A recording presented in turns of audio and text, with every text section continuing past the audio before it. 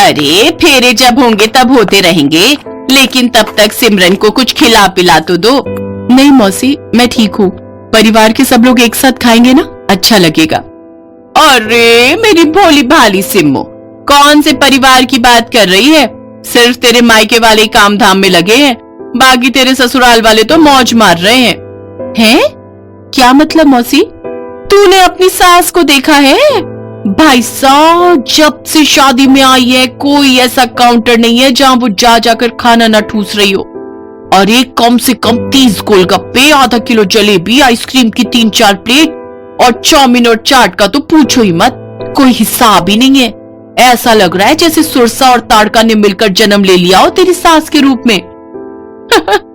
अरे ऐसा मत बोलो मौसी, उनके इकलौते बेटे की शादी है आज, और फिर मुझ जैसी बहू भी तो मिलने जा रही है उन्हें, तो बस यही खुशी मना रही होंगी वो। हाँ, शुक्र है इतनी ही खुशी है। अगर थोड़ी और खुश हो गई तो कसम से सिमरन, हमारा क्या होता। मौसी की बात सुनकर दुल्हन के कमरे में मौजूद सभी औरतों की हंसी छूट गई। ये कहानी है सिमरन और उसकी सास ललिता की। ललिता खाने पीने के मामले में बहुत ही लालची थी। जब भी कोई अच्छी चीज उसके सामने आती तो ललिता अपनी जुबान की गुलाम बन जाती। अपनी बेटी की शादी के दिन भी ललिता के साथ ऐसा ही हुआ। और फिर चलो शुक्र है। अब क्या हुआ मौसी? लगता है तेरी सास का कुआं भर गया, अब तो चुपचाप बैठी है। बस करो मौसी, वैसे फेरों में कितना वक्त है अभी? अरे हाँ, उसी लिए तो आई थी, पंडित जी ने बुलाया है। चल चल जल्दी कर। मौसी सिमरन को लेकर मंडप की तरफ बढ़ी रही थी कि तभी उन दोनों की नजर ललिता पर पड़ी। वो तो अभी भी कॉफी टेबल के पास खड़ी लगातार बिस्किट खा रही थी। उसे देखते ही सिमरन और उसकी मौसी की फिर से हंसी छूट गई। शादी की रस्में पूरी हुई और फिर सिमरन विशाल की पत्नी बनकर अपने ससुराल आ गई। विशाल एक कंपनी में मैनेजर था और काम के सिलसिले में ज्यादातर बाहर ही रहता था। घर में ललिता अकेली ही रहती थी, लेकिन अब सिमरन के आ जाने से वो बहुत खुश थी। और फिर एक दिन, मम्मी जी प्रणाम। जीती रहो, जल्दी उठ गई बेटा। जी मम्मी जी, वो मैंने सोचा कि नाश्ता बना दूं। अरे वाह, ये तो अच्छी बात है। मैंने किचन में गोभी घिस कर रख दी है, आज गोभी के पराठे बनाने का सोच रही थी। ठीक है मम्मी जी, मैं अभी बना देती हूँ। थोड़ा जल्दी करना बहू, विशाल बस आता ही होगा, उसे ऑफिस जाना होगा ना। ठीक है मम्मी जी। सिमरन फटाफट से किचन में गई और उसने झट से गोभी भरकर 4 पराठे बना दिए। उसने सोचा कि 2 विशाल खा लेगा और 2 ललिता के लिए हो जाएंगे। नाश्ते की मेज पर चारों पराठे रखने के बाद उसने ललिता से कहा, मम्मी जी लगता है इन्हें आने में टाइम लगेगा, तब तक आप शुरू करिए ना। हाँ ये भी सही है, अब ठीक है। इसके बाद सिमरन दूसरे कामों में लग गई और फिर कुछ ही मिनटों बाद विशाल की आवाज आई, अरे सिमरन नाश्ता लाओ भाई, मैं लेट हो रहा हूँ यार। विशाल की बात सुनकर सिमरन हैरान रह गई। उसने झांक कर देखा तो खाने की मेज पर एक भी पराठा नहीं था। चारों पराठे ललिता डकार चुकी थी। ये देखते ही सिमरन की हवाइयां उड़ गई। उसने फौरन फिर से पराठे बनाने शुरू किए और विशाल को पराठे खिलाकर ऑफिस भेजा। फिर सिमरन अपने लिए पराठे सेकने लगी। गोभी कम बची थी तो बस छोटे छोटे 2 ही पराठे बन पाए और तभी ललिता की फिर आवाज आई, अरे सिमरन, विशाल ने नहीं खाया था तो उस चिंता में मैं तो उस समय ठीक से खा ही नहीं पाई।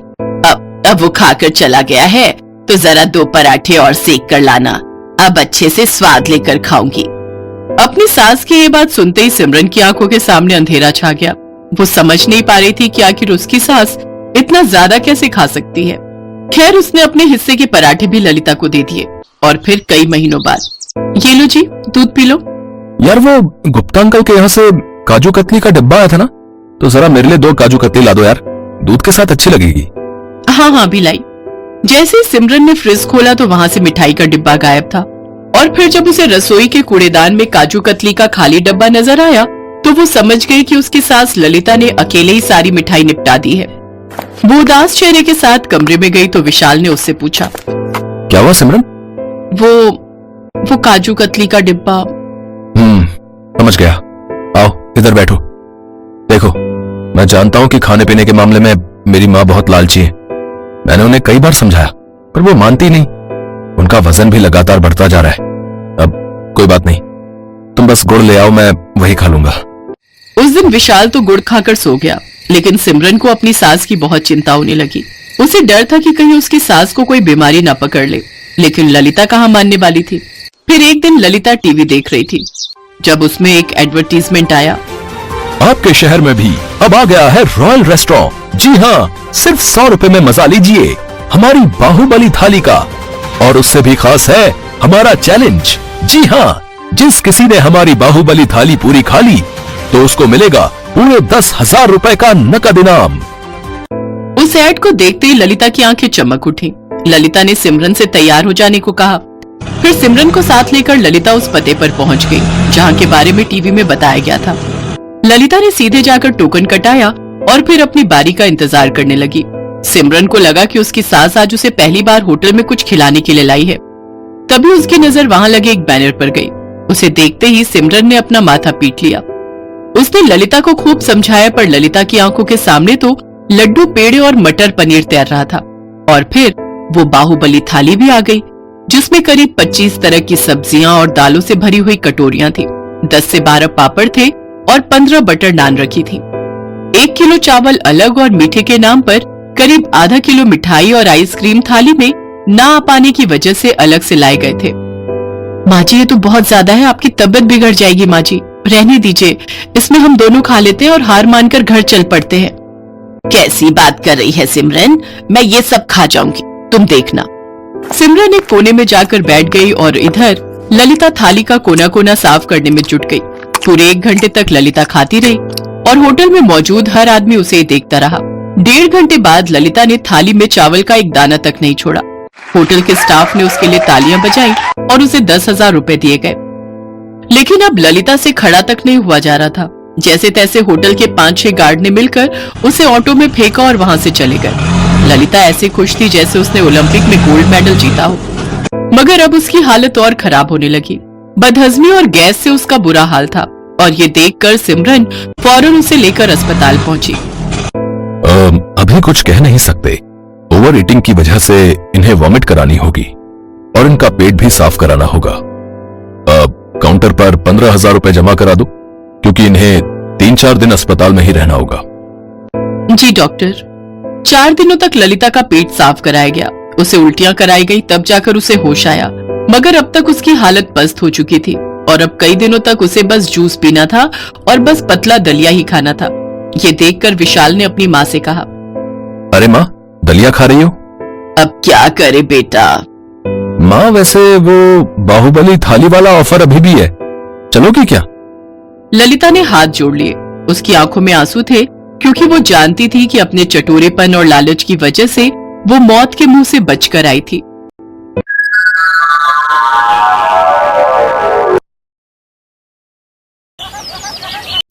मालती बहुत ही खड़ूस स्वभाव की औरत थी। वो अपनी सास गायत्री को बहुत परेशान करती थी।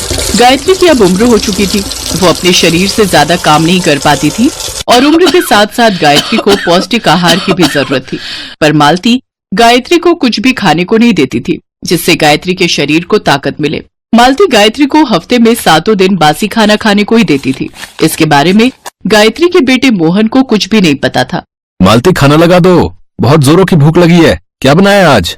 आज मैंने तुम्हारी पसंद की कटहल की सब्जी बनाई है और साथ में दाल चावल। तुम बैठो, मैं तुम्हारे लिए परोस देती हूँ। आज तो सचमुच बहुत थक गया। हाँ, जल्दी से परोस दो। वैसे माँ ने खाना खा लिया क्या?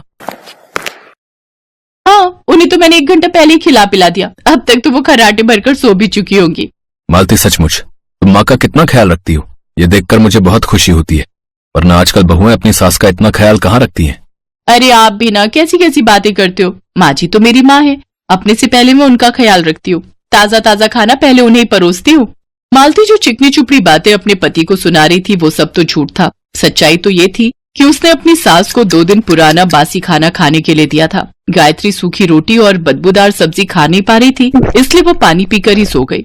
उसकी आंखों से टपकते हुए आंसू अब सूख चुके थे। अगली सुबह जब गायत्री सो रही थी तभी उसे बाहर से बातों का शोर सुनाई दिया। गायत्री की खुशी का ठिकाना नहीं था।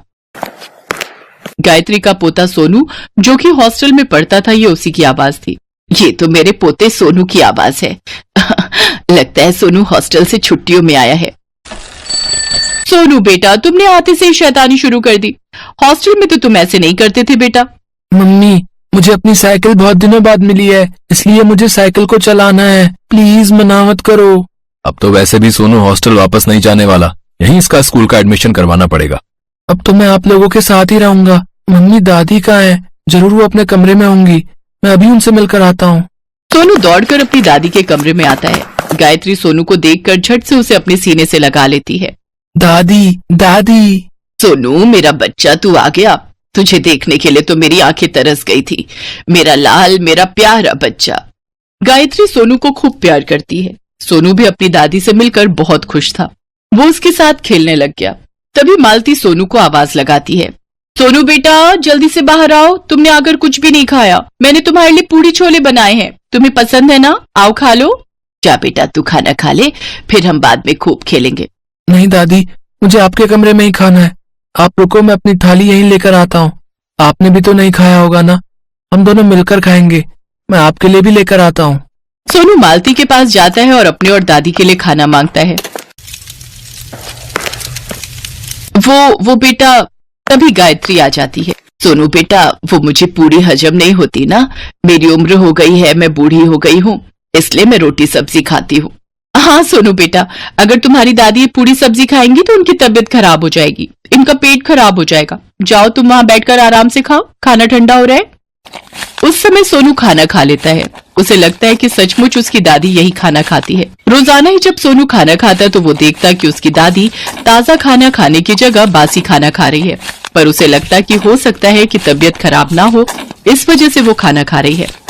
यही बात सोनू ने सीख ली। मालती के भाई सूरज की शादी थी। मोहन चाहता था कि उसकी माँ गायत्री घर में अकेली ना रहे, वो भी उसके साथ चले, इसलिए गायत्री भी उन सबके साथ बहू के मायके शादी में चली गई। अब वहां सब लोगों के बीच तो मालती अपनी सास को बासी खाना नहीं खिला सकती थी, इसलिए सभी मेहमानों के साथ गायत्री को भी वही खाना परोसा गया जो पकवान और मेहमानों को परोसे जा रहे थे। तभी सोनू बोला, मौसी, दादी ये खाना नहीं खाती है।